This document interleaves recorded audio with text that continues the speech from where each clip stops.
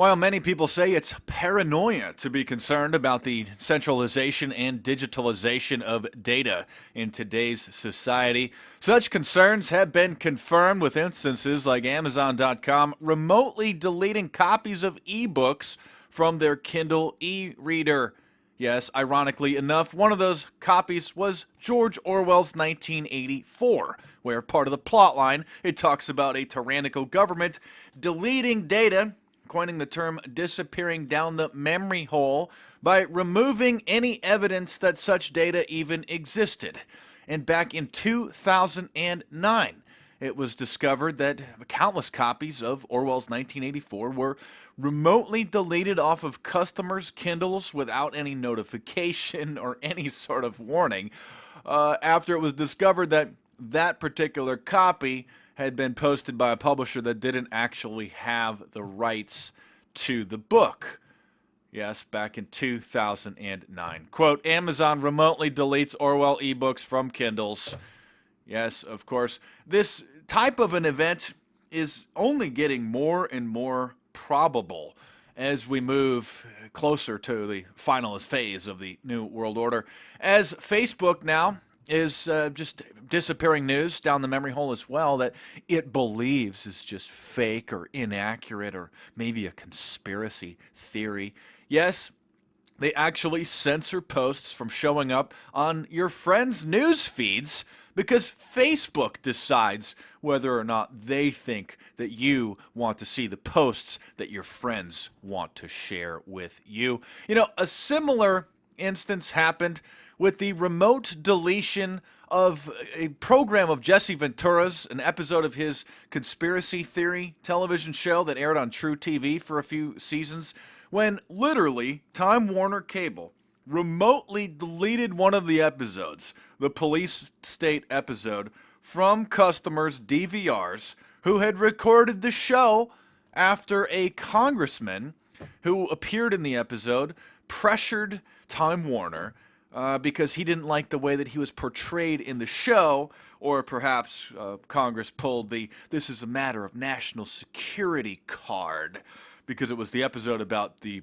police state and FEMA camps, which of course is often ridiculed as the epitome of a paranoid conspiracy theorist, even though they've been confirmed to have been built and actually used.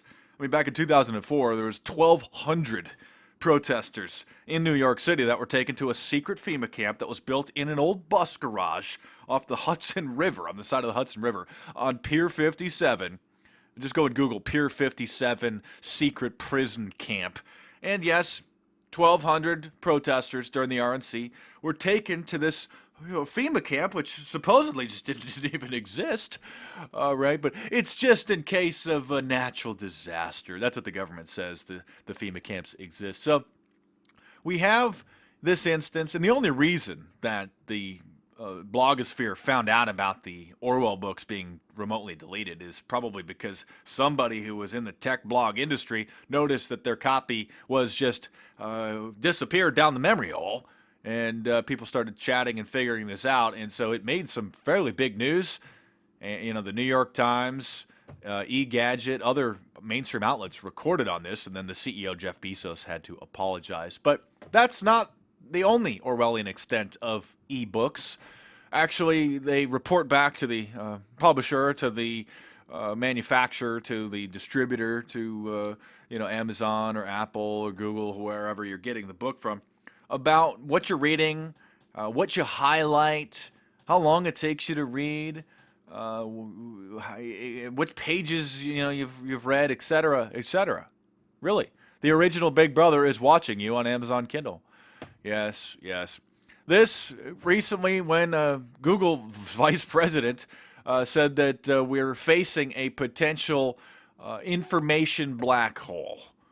Information black hole. What he says the reason for it is because the digital files that we currently use will soon become obsolete. But that doesn't make any sense, because somebody could easily create an emulator or a program that would actually read something so obscure and obsolete as a JPEG or an MP3, right? But I think what he's talking about, and he actually suggested that people print out their photos from their Facebook page, their Instagram accounts, et cetera, physically put the files on a memory stick and take it into Walgreens and print them out and get physical copies of them.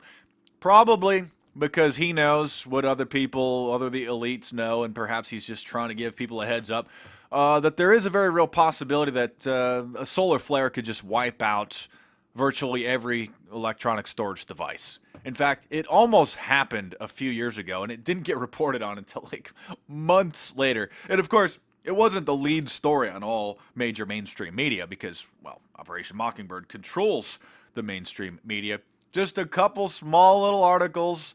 Oh, by the way, we almost had a major Carrington event, knocking us back to the 19th century. The Carrington event is what it's called, termed after an 1859 massive solar flare that struck the planet, creating just all sorts of problems then for the telegraph system, the most sophisticated electronic device at that time. Obviously, the telegraph was the only thing really people had. But today you can imagine the kind of problems that it would cause. So yes, Google vice president over there warning a potential digital dark age.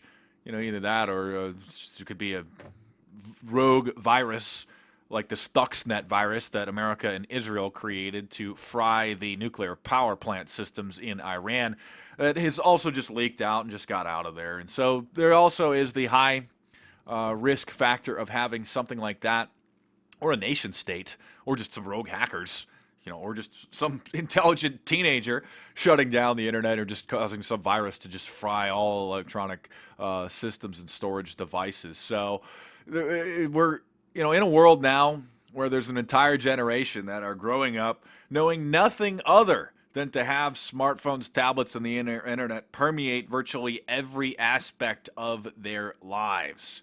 So it's important that we show them what the good old days were like, when people would actually sit around the dinner table and talk to each other instead of just fiddle on their phones.